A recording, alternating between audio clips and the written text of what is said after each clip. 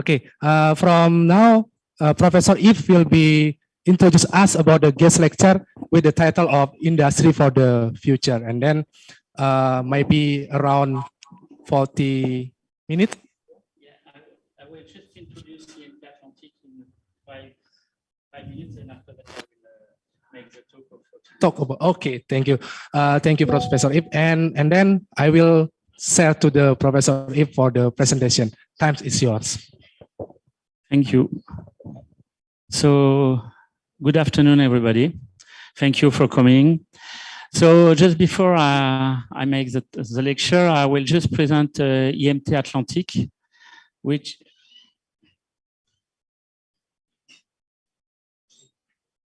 ça va pas marcher.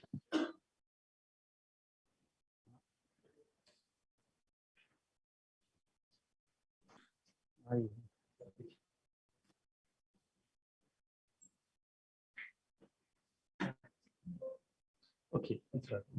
So IMT Atlantique. IMT Atlantique is a technological university which is running on the edges of the Ministry of Industry. It's mostly digital sector and environmental and energy engineering. We are located in 3 campuses in the west part of France, Brest, Nantes, Rennes, and we welcome 2,300 students. No.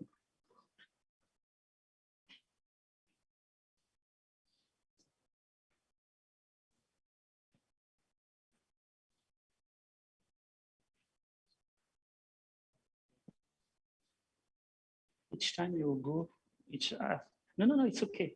But each time you go somewhere, after that I lose. Okay. We graduate 700 students per year. And we are 200, more or less 300 permanent researchers. And in terms of teaching, but also close to research, we are 5 teaching areas: healthcare engineering, industrial engineering, computer science and network, electrical engineering, energy, nuclear, and environmental engineering. It is the teaching faculty, but it also corresponds to the research department. And if we can summarize, we are in 2 major scientific fields: physics and engineering for energy and environment, and digital science for industry and services. And, which is a little bit specific, we crossed by social, economic, and management sciences. In education, we have a program in Master in Engineering, International Master. We have also PhD.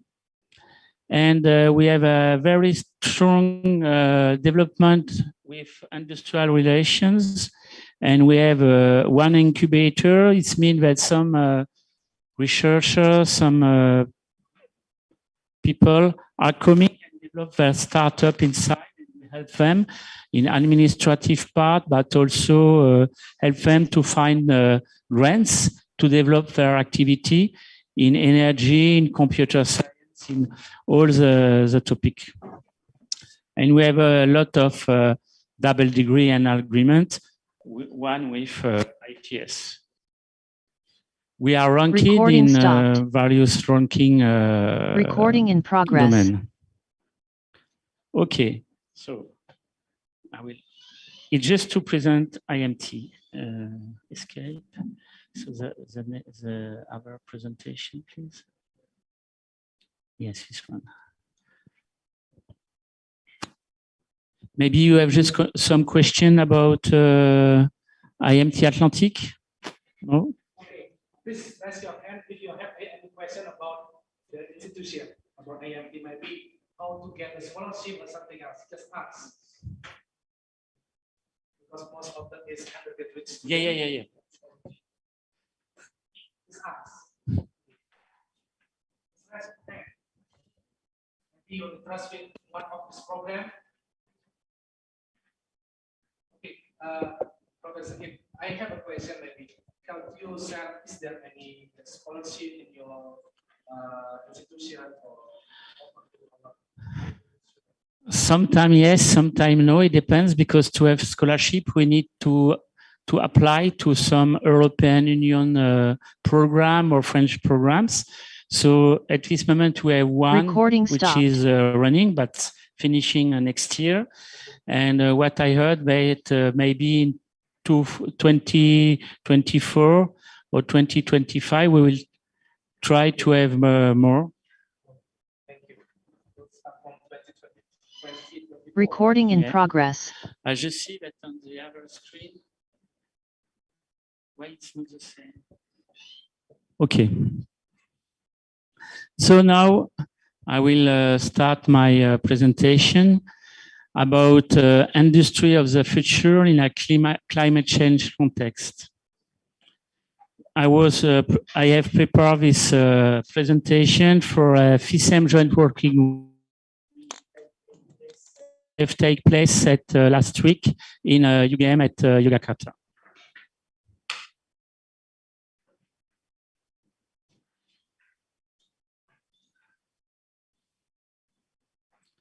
Thank you. So if we look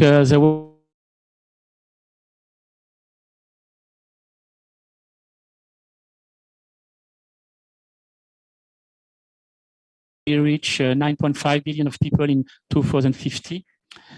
And it means that in this case, citizen will increase by a factor of 4.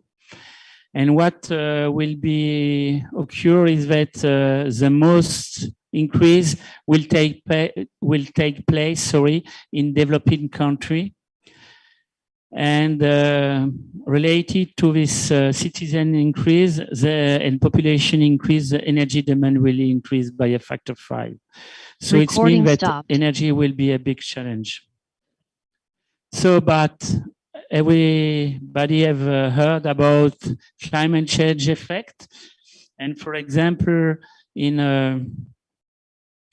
South Korea, there was in August a lot of flooding due to a very high rainfall for the humid season.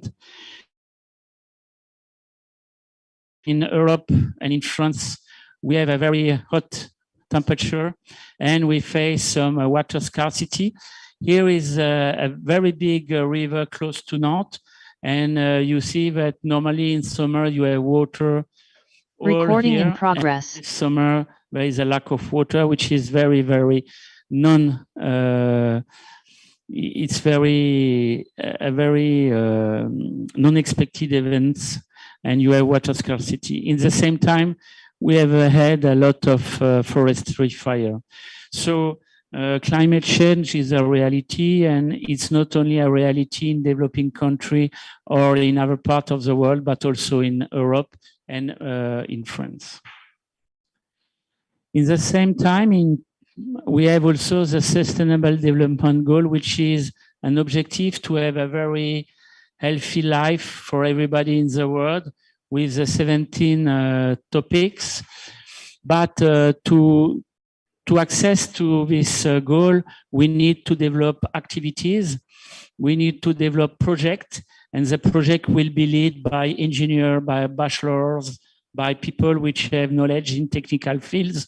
And you could take any of these 17 topics, you will see that the action need to be led by human and social sciences and engineers providing projects which help to reach these goals. And to talking about industry, the first thing is to say that we need to reduce CO2 emission from the industry. And I just take this picture, which is a painting I found in Spain. It was more dedicated to plastic in the seawater. But what I like is give a hand to nature. We need to help nature to remove all the waste that we put in it, because it's not able by nature itself to remove the plastic and to remove some very xenobiotic compound that we can produce. So, yes, Ah, yes, here is good. Because here, some part are missing. I was looking, where are Africa? Okay. No, it's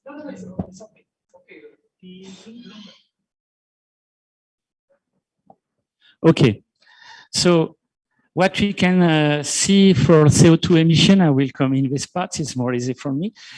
It means that if we see the CO2 emission in ton of CO2 per capita, it is a projection for 2025, so it's tomorrow somewhere. We saw that Europe and Asia Pacific is more or less the same, with less in Asia Pacific, and Africa is very low, the CO2 emission. So I again thank you. And if we compare the total primary energy consumption at 2025, we see that Europe consumes 1,600 million of tons of equivalent oil.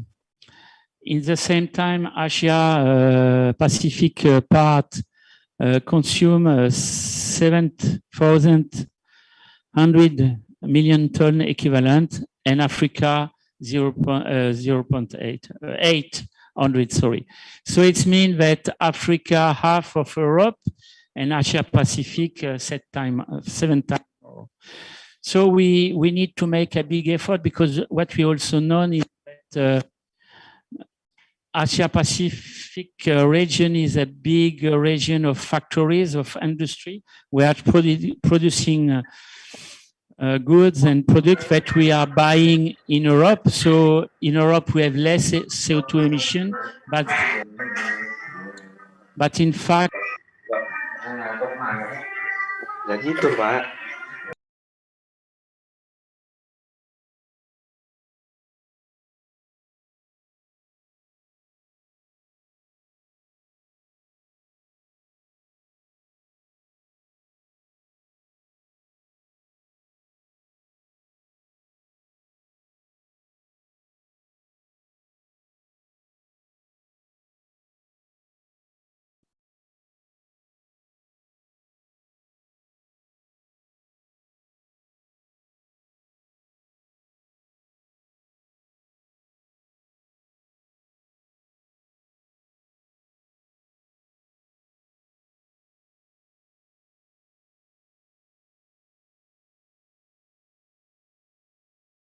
is 28%.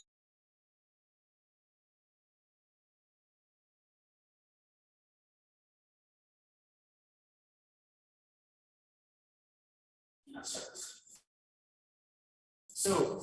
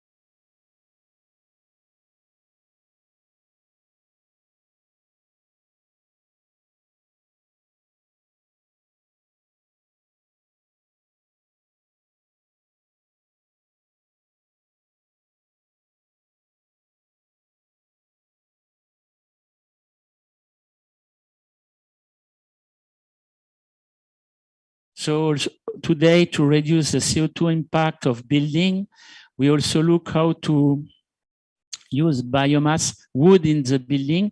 Also for, you are not so concerned here, but in Europe, to reduce the energy demand, we need to make insulation of our houses because in winter it is much more colder than here. When we live Nantes last week, it was only 3 degrees in the morning. So I think that you doesn't imagine what is 3 degrees, but it's cold. So we need to put insulation material. And if you change the insulation material by some biomass, it means wood fiber, cotton fiber, or some other biomass fiber. It could be capture, store some CO2, and it could also decrease the CO2 impact of housing.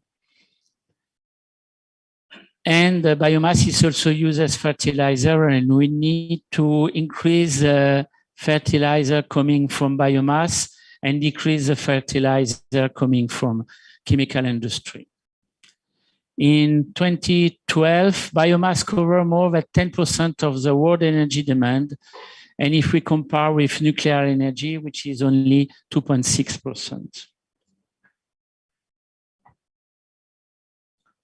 So going just to wood biomass and to biomass, we can see from this apple pie chart that wood represents 45% in terms of feedstock.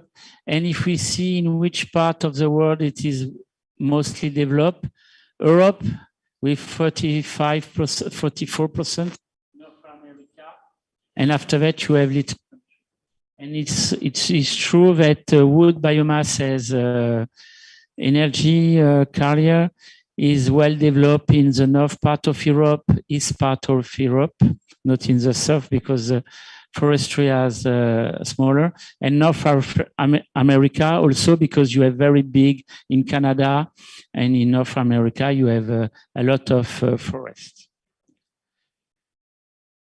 But with wood, there is two limitations, if we can say. One is that the distribution of the wood of the forest is not very nice, and you have some part of the world where there is no wood availability. And the second thing is that wood, there is a competition between roundwood. It means wood used for housing, building, and from fuel woods. So in fact, we can use wood as energy sources, but there is a limitation.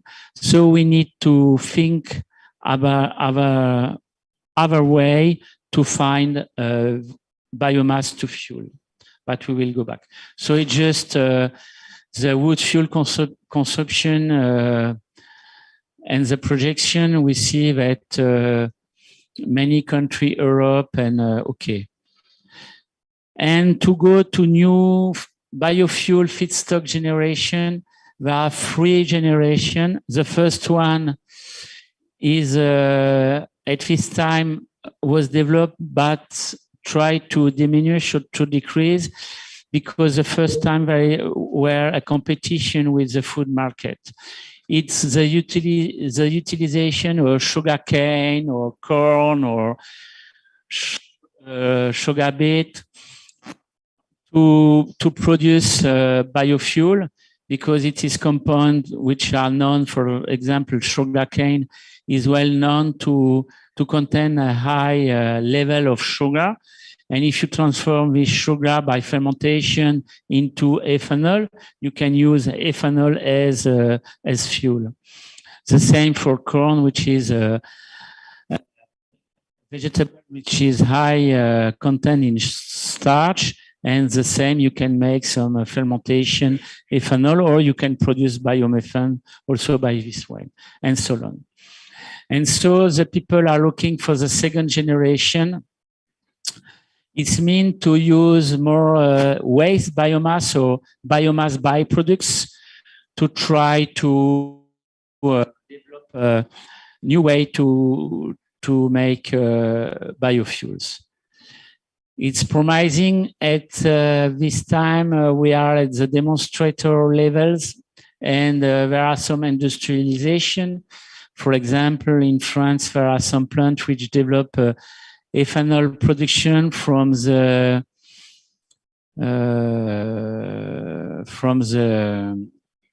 byproduct of wheat productions. And the third generation may be developed by some of you if you go in a master level and you want to make a PhD. Maybe you will be part of this third generation development. For example, using microalgae, but we can also think using a yeast or fungi or bacteria or macroalgae also. It's very interesting, but for the moment is a little bit expensive because in fact, the limitation will be the limitation of the biomass that you will produce. The potential is high, but the quantity is a little bit too low to be balanced in terms of energy and economics. But we work on it to increase this. And in parallel, you can use other feedstock, and you can use the waste, all the waste that we produce, which are biomass, which are organic matter that we produce. First of all is the municipal waste. It means all our food waste, cooking oil, sewage, plastic. Plastic is not organic. It's organic, but it's not biomass. But we produce a lot of plastic, and you can see everywhere you find waste plastic. And if we recover this plastic, we can transform them in some oil and can burn it. And so we finished. It's really the end of life of the plastic. And if these plastic are not in the nature, it's better because they are non-biodegradable. And they will remain a very, very long time. So I will read all the list here, but you see that there is a high potential. You have the animal waste, you have the forestry waste, the agriculture waste,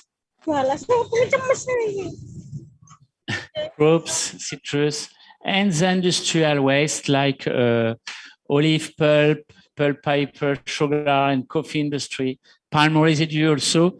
Here in Indonesia, you have a lot of palm industry. And at this time, but the industry is mostly focusing on palm oil. But with the palm residue, maybe we can increase the energy productions. So I will not go too deep in this scheme, but have in mind that, in fact, depending on the feedstock characteristic, we can propose various routes or various ways to transform this feedstock into a biofuel.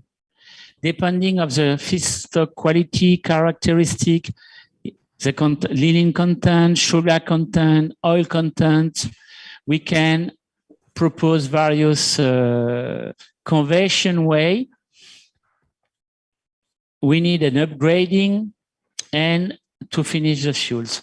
And I don't know if you have some biochemistry knowledge, but all the organic matter can be, after conversion, maybe divided in three main categories: sugar, proteins, and lipids.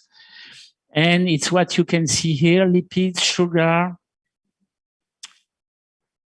protein are not here, but you have pyrolysis oil, which is more lipids, oils.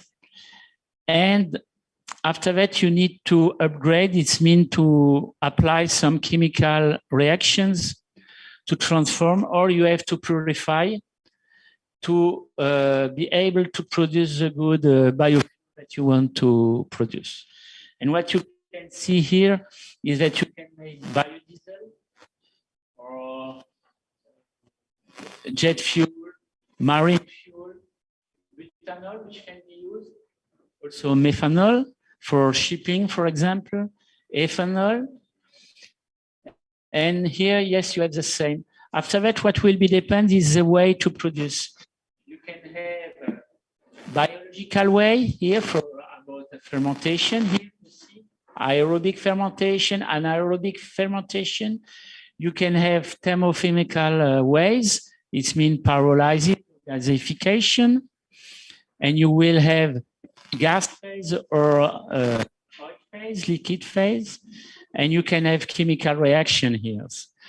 So it means that to be able to propose this kind of routes, it's a combining of knowledge, a combining of competencies. You don't have only one, you need to work with other people which have various competencies: mechanical engineer, chemical engineer, biochemist, bioprocess, also maybe automation, control, and safety, and sanitation, and so on. Because you see from the scheme that it's very complex, but it's real industrial things. So now it's like a summary of food waste, biological way for combustion, thermochemical, and after that you have the incineration, pyrolysis. But now I will just focus on anaerobic digestion to produce biogas. But the following presentation could be done for fermentation, for pyrolysis and gasification, and so on. Yes. So why biogas? Because it is a well-known way and the potential is very high. If we look the agriculture waste, the biogas yield in cubic meter per ton of biomass, you see that, for example, cow manure have a potential, pig manure also. And if you go to agriculture raw materials, you see that the potential is very high. And if you use maize, which is corn, the potential is very, very high because it is 200 cubic meter per ton of corn. It's because many agriculture in Europe, in Germany and France, grow corn to produce biogas because they own more money that if they produce milk or just cow. And if we go to the non-agriculture waste, for example, the food residue, the potential to produce biogas is very, very high. Also fat trap. And so it means that if we just focus in a big town, in a big city like Surabaya, there is a lot of food waste, food residue, because there are a lot of people living.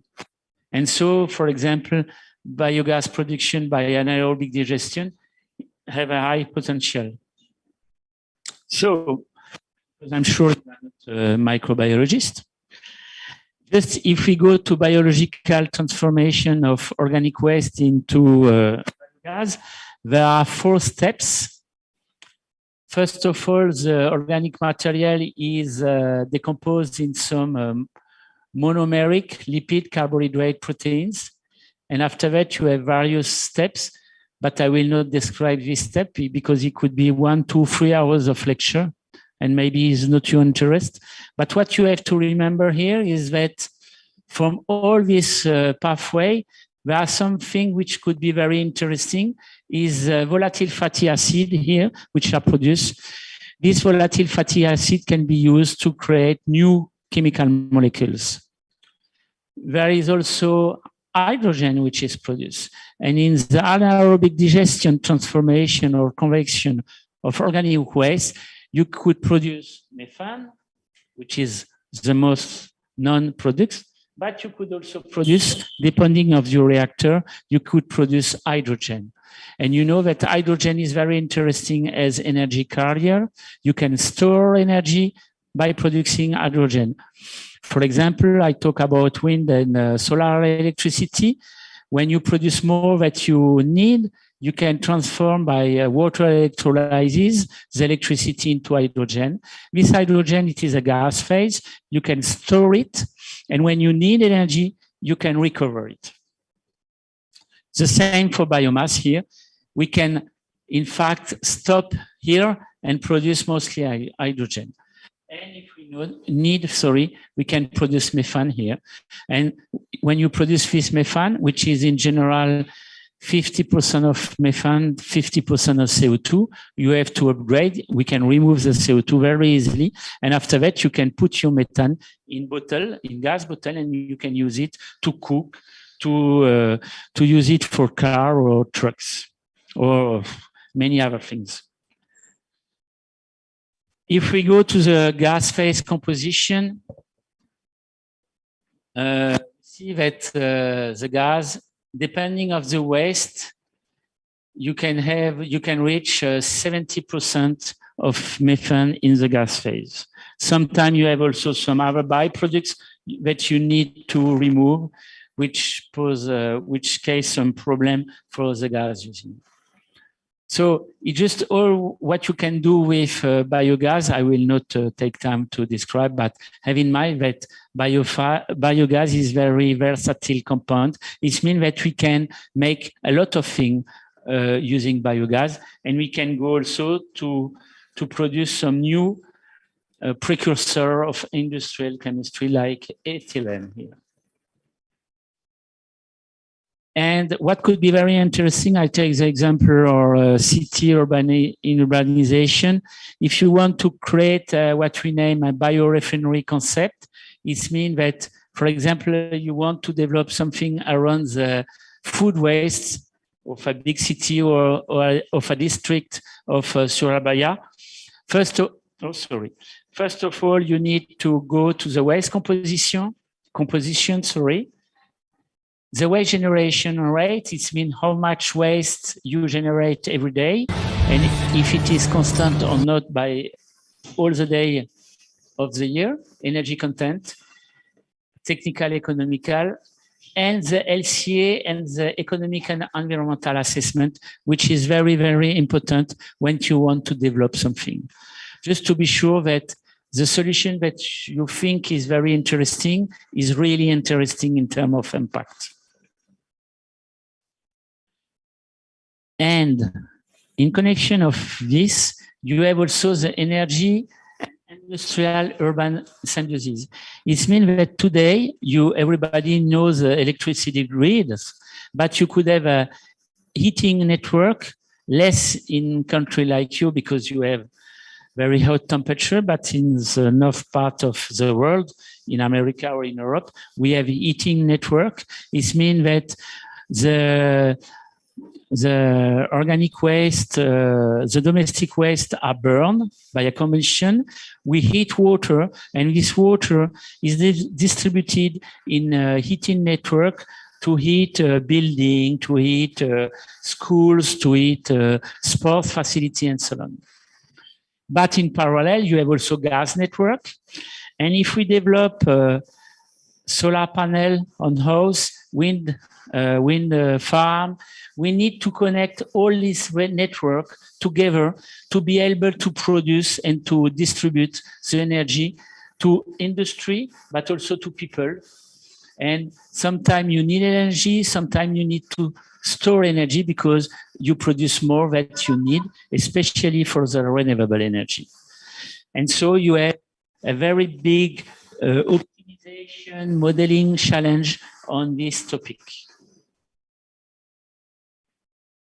So in conclusion, for energy, it's not finished, but for energy purposes, high potential for biorefinery project, but we need to take into account energy balance, payback, environmental cost benefits, size, energy network. For example, if I take the example of Surabaya, if I'm right, it's 3.5 million of people living. So it is better. And for example, you want tomorrow to develop an anaerobic digestion process for treating the food waste. It is better to build only one, very, very big, and you have a lot of trucks and traffic. Or it's better to say, okay, I will share the city in 4 districts, and I will build 4 plants, less truck running, less. But I need to create a network to see how I will use the biogas. And especially in Indonesia, you have a lot of potential renewable energy, solar, geothermal, wind, and sea.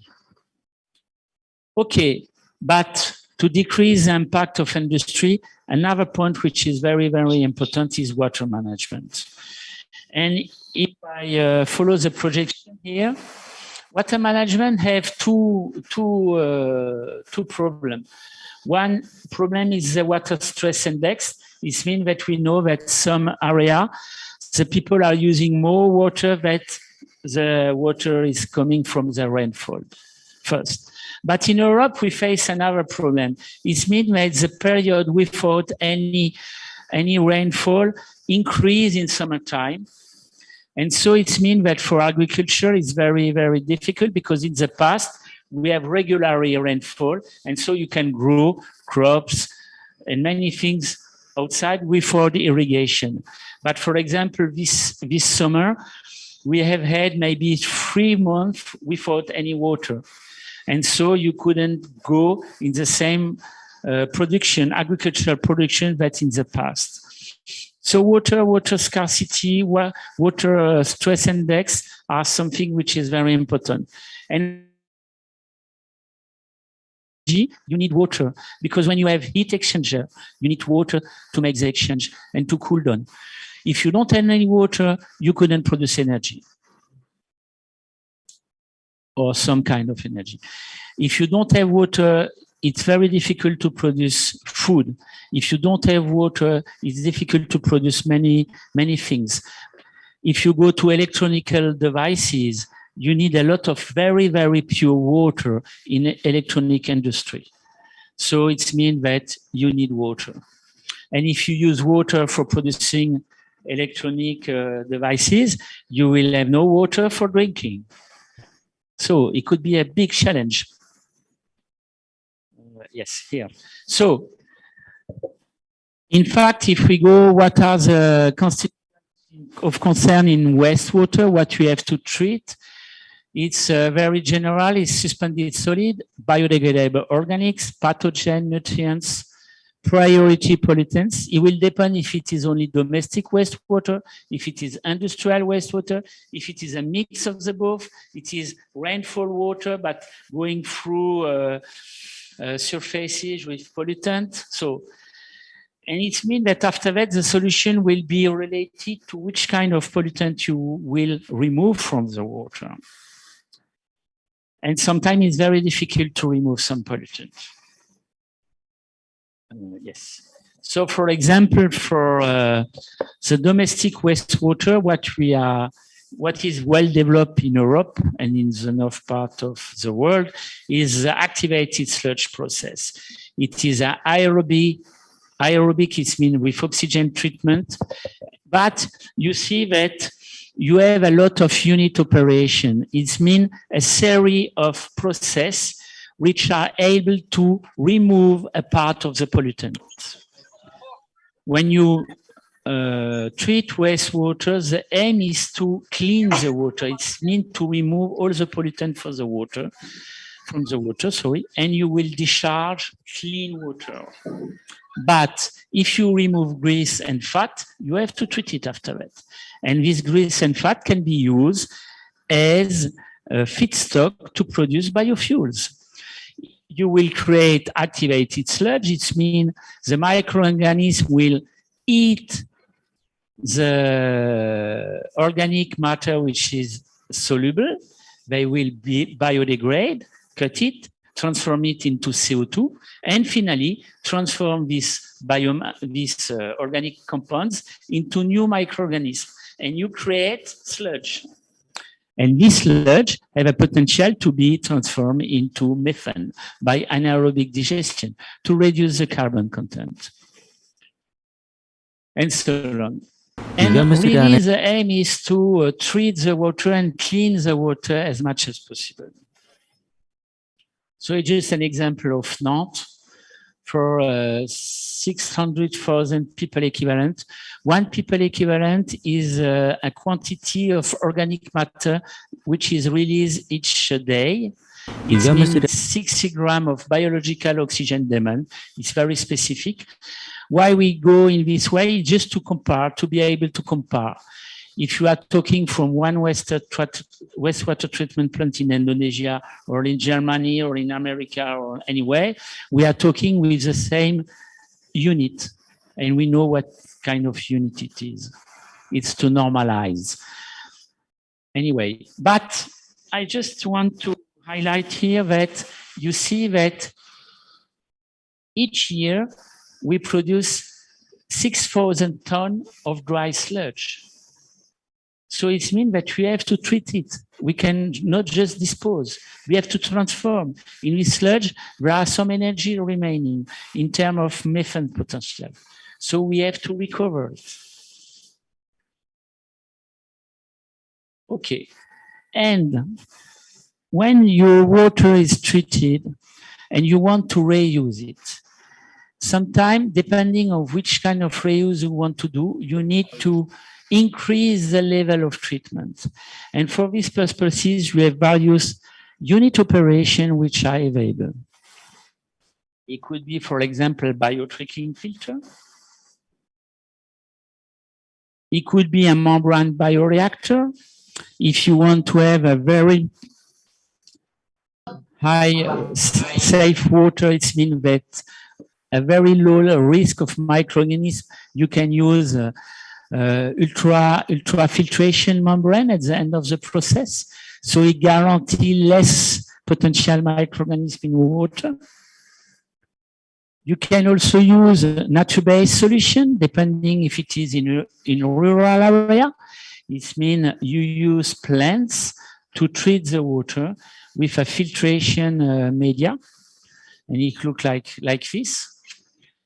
In some cases, for agro-food industry, you can treat the wastewater, and in the meantime, you can produce methane by anaerobic digestion. Here it is a brewery, but in our food industry, you can, if you have a soda company which produces soda is very rich in sugar. And the anaerobic digestion bacteria like sugar to transform them into methane. You have maybe to add some nitrogen, some phosphorus, but you can produce, if you have a high content of sugar in your wastewater, you can produce methane. And you can use this gas with a gas turbine, and you can also create a heat network, which is used, for example, to make the cleaning of the company or to make the sterilization or the pasteurization of some canned food, for example. And to be sure to remove all the micropollutants, all the microorganisms, because you want to make drinking water from surface water or wastewater, you need to increase the barriers. It means that at each step of the treatment, you use a specific unit operation, breeding, sedimentation, coagulation, flocculation, biological reactor, activated carbon fixed bed, UV sanitation lamps. And more you add barriers, safer will be your water, because at each time you remove a little part of the remaining pollutant that you could have in your water. And just to illustrate this, and if you are very rich in energy, because you have a lot of energy, you can use, for example, reverse osmosis membranes like this. And this example is in Namibia. They produce drinking water from domestic wastewater. First of them, they make an activated stress process. And after that, they have 9 barriers of treatment. The last one is a reverse osmosis membrane or ultrafiltration membrane. And at the end, you have a glass and you can drink the water. And I drink it, but before I drink, I think a lot. But I have seen all the steps and I say, oh, it's not, it must to be safe, but it's safe. The only thing that all this process or some of this process have a high energy demand, especially the membrane process.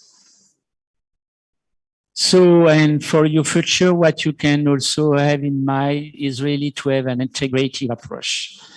for energy and resource recovery, it means that you can focus on a specific waste or a specific energy production, but you have to have in mind that it could be connected, it could be in symbiosis, it could be related to something, and to have a global scheme of what you can produce. What I don't have mentioned at this stage is that from the residue of your anaerobic digestion tank reactor, you will have a lot of fertilizer because you have a concentration in phosphate and in nitrogen, which is very helpful for agriculture purposes. And so the last one for my conclusion is the circular economy.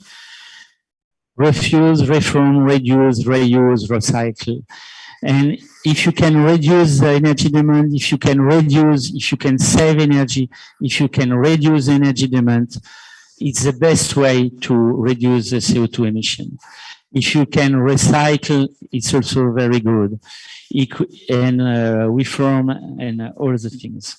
Thank you very much for your attention.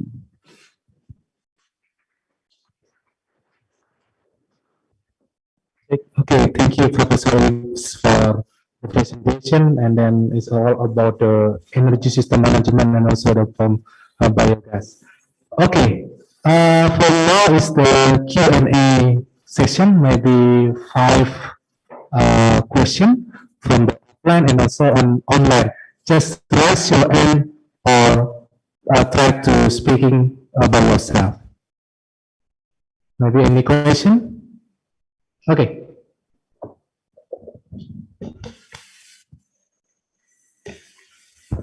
Okay, thank you very much for the opportunity. I would like to know how much the biofuel that produced from sludge wastewater treatment plant, how much the biofuels produced from sludge that comes from wastewater treatment plant? If it is in terms of anaerobic digestion of the sludge, the methane potential of sludge is not very high, but it's enough to cover the energy demand of the plants in general. And for grease, oil and fat, I look sorry because he make a part of work on it. I don't remember exactly. It will depend on how much you recover, but it could be interesting. It's not nothing.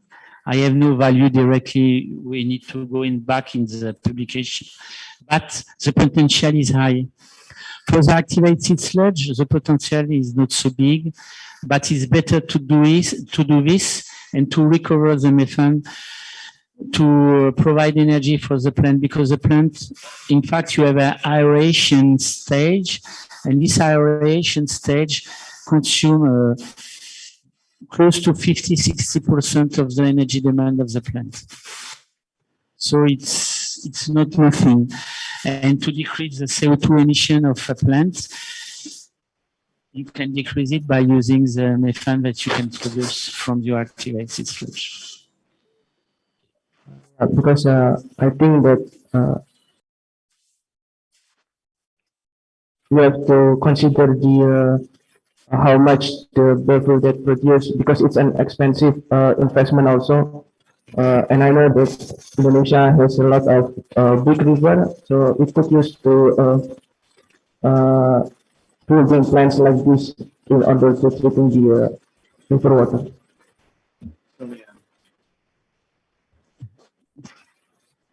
In fact, it depends on the size of the plant, for sure, because you need to know how much.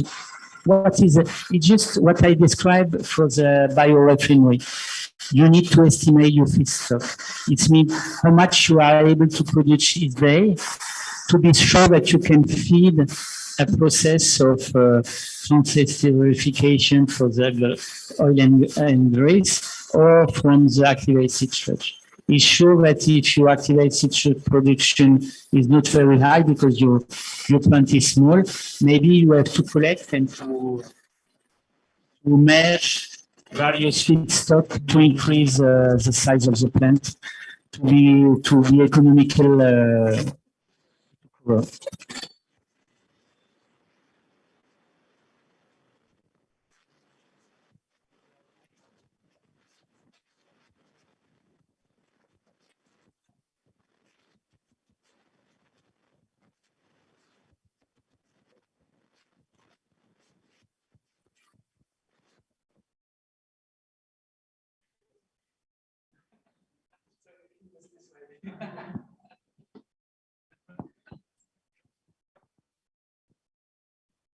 So it's really you can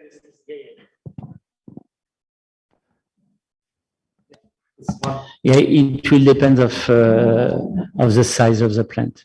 But you can find, I have no direct answer, but you can find some sizing. For example, we have had with Dr. Jean-Romain Bautista, we make estimation for a district of 5,000 people living with the food waste, the primary sludge waste, and some green waste, how to produce a little anaerobic digestion system to produce energy, to treat the waste for sure, and to produce the energy. And what we saw is that if you only use methane to produce electricity, the energy balance is not good. You need also to use the heat, to be balanced. After that, we don't go to capex, opex, and in this way. But just to talking about energy balance, you have a critical size anyway.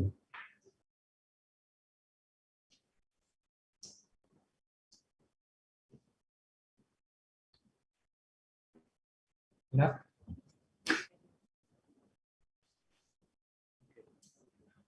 Okay. Is there any question, please? Just raise your hand, and also in online, you can raise your hand and then you can unmute your mic and you can ask the question.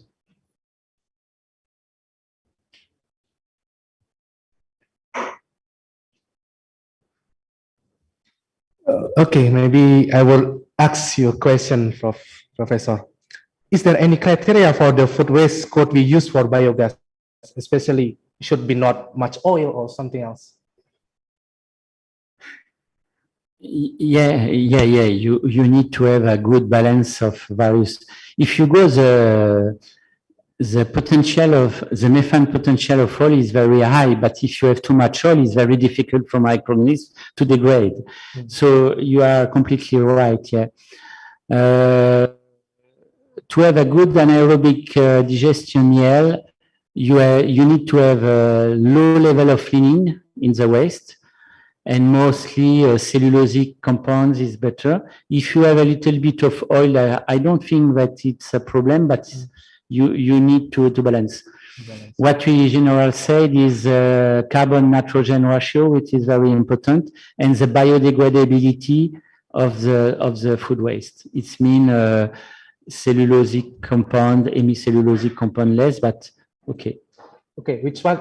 Which stock is very good for biogas? Feedstock or waste, food waste, or wood or anything? Wood, no, is not good. Wood is not good. I think that food waste is a very good source of biogas because it's a feedstock that there is no other use. So to produce biogas from food waste, it's something very helpful because if you don't treat the waste, you will put it outside. There will be a, how can we say, there will be an anaerobic digestion which will occur if you make you waste, you put it just on the side, and the anaerobic digestion will start, and the methane which is produced will be emitted in the air. And everybody know that methane have 23 or 24 equivalent CO2 impact. You will have also the production of and to O, which is 300 equivalent CO2. So it means that you will have a big impact on the greenhouse gases. If you put it in a reactor and you try to manage, you get a new energy carrier and you decrease the greenhouse gas effect potential of your waste. So I think that the benefit is positive anyway. Oh, okay. Yeah. Thank you. Okay. Is there any question again?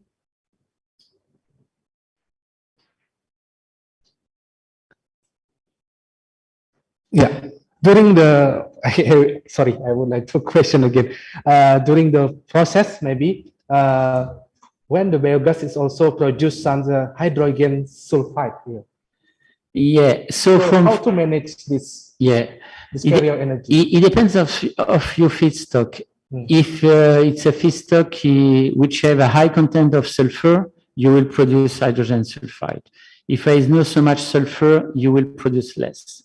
So, for example, from activated sludge, you will produce a lot. For landfill, it's sure you produce a lot. Okay. But from food waste, you will produce not so much. And to remove it, there are various ways. You can use activated carbon loaded with, coated with ferric iron oxide, for example. There is a good way to remove it. You can also wash your gas with water stream, with basic water stream, because H2S is acid, so you will transfer it. The methane is not soluble in water, so you can wash it. There are industrial way to make it. Okay. After that, if you can sort your waste to don't have too much sulfur, it's a good thing. Okay. Yeah, because we are in the instrumentation engineering is part of the automation. We can control like how to make a purification, like with Mr. Totok research about the control valve and the control volume about the biogas and also the flow rate, I think. So it is a good idea for us also in here.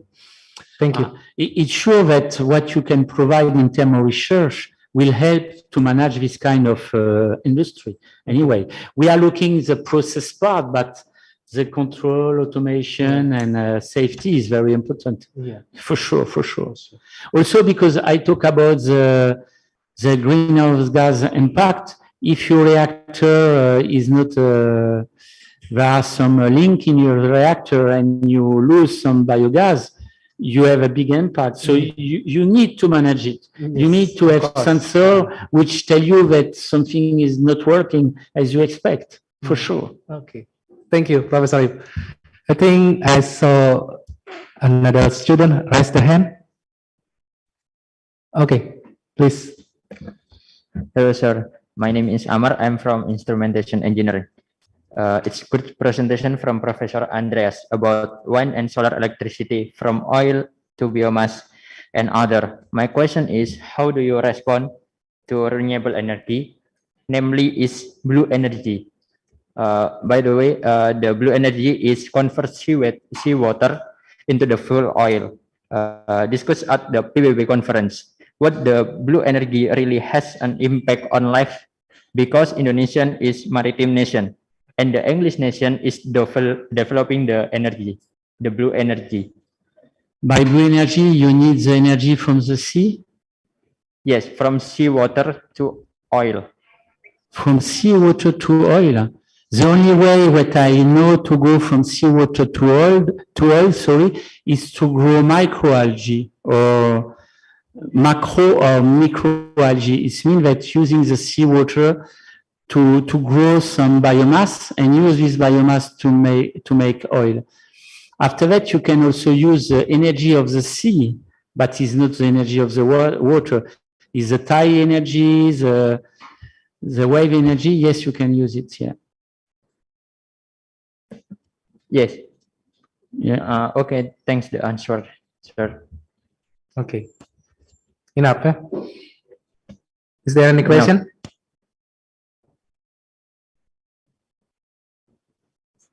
Everything clear? Okay. Please. Okay. Good afternoon, sir. And God bless us. I'm Gavin. So that you had before you talk about CO2, about CO2 emission. That's right. Okay, that's. And I think that is CO2 emission is one of the big deal for the environmental damage that, and so that's my main question is that how to countermeasurement of the CO2 for the basically maybe you can from France and how to countermeasurement of the CO2 have to reduce our so far you know about the carbon capture storage before. Have you heard before about CCS? Storage of CO2?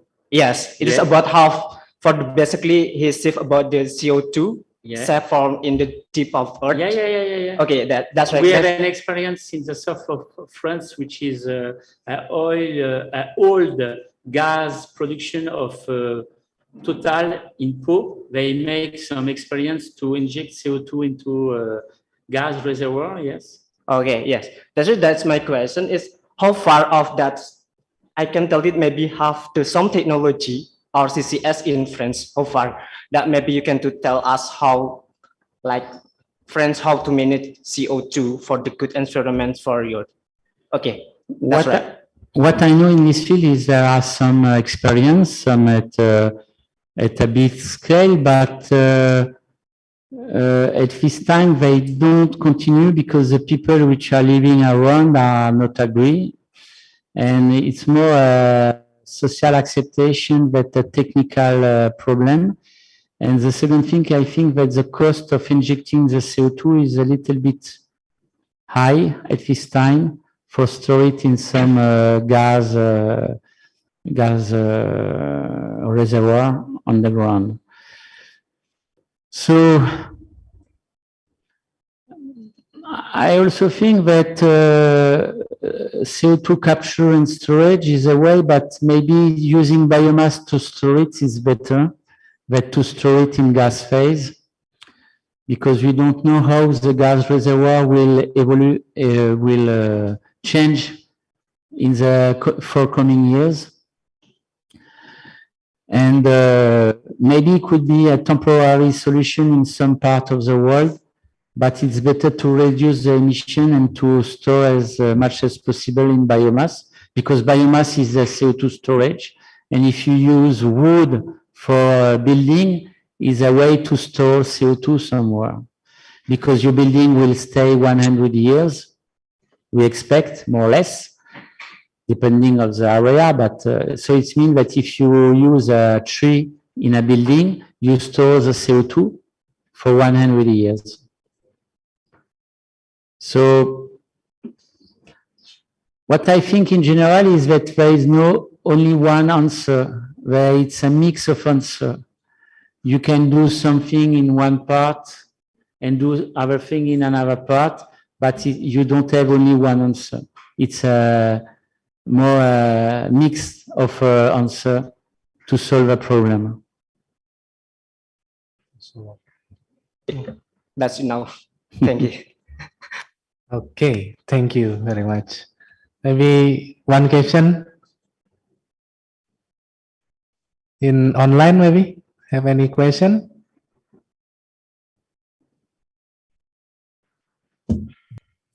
Okay, maybe that's all, Prof. Yves, from the question and answer section. So thank you very much for your presentation. So it's very good knowledge. Might be we can, yeah, as you said about safety and also automation is very important. Maybe we can elaborate from that spot, I think. So for today, it's enough. Thank you very much for the presentation and also for the participant. And then see you in the next guest lecture. Good afternoon.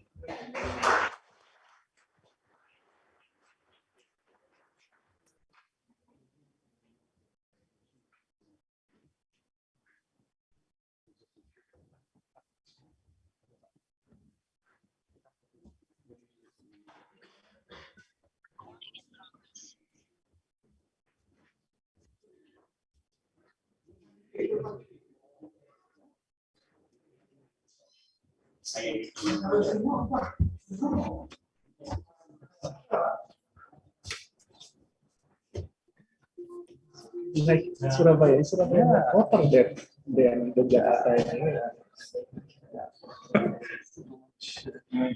Ya,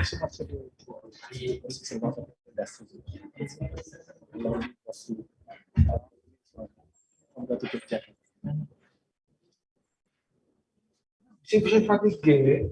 Non, c'est la digestion. Semuanya yuk kita foto bareng aja ya. Kita bareng-bareng kalian bisa. Maybe put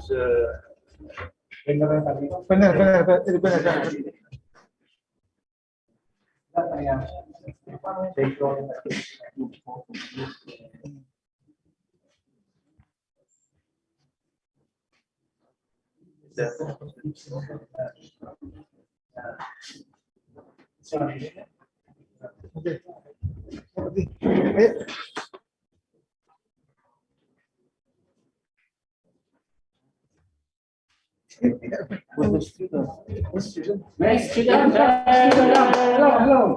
Ayo, ada depan, ayo. Belum bisa.